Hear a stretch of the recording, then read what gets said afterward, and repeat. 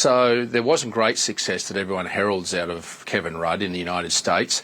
And the fact is that Anthony Albanese needs to be a lot more careful. And even his own language. I mean, he's on the record, public record, which has set our relationship back with the United States.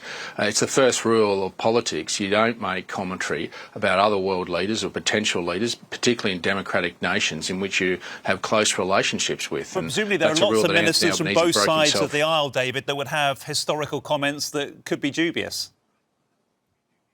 Well, that's why we need to be careful in who we pick.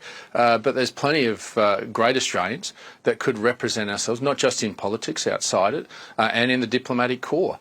The reality is that we should cast the net widely, and who will not only continue to enrich our relationship with the United States with President Trump, but also a future administration, whether that be Republican or Democratic.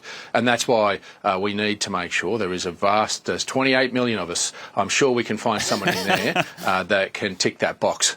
Yeah, look, fair enough. Let's turn to events back home as we continue to watch Air Force One just pull to a stop. We will, of course, go to the US President if he says something of significance. But we're 1 month on exactly from the Bondi Beach tragedy. Do you think we are on track to make sure something like that never happens in this country again? Well, not unless we face up to the real core problem, and we've had a lot of diversions from Anthony Albanese. It's extreme Islamic ideology that has caused this, and it's been allowed to fester. And we saw it on the 8th of October 2023 on the steps of the Sydney Opera House. It started there, and the warning signs continued. It continued on the streets of Sydney and Melbourne in particular, where we saw fire bombings of houses and cars, and then a synagogue where people were praying to what we saw a month ago, and then continued to see about a week later a rabbi's car being destroyed celebrating Hanukkah. I mean, this extreme Islamic ideology has been allowed to creep in and fester because it's been unchecked by an Albanese government that hasn't taken it seriously.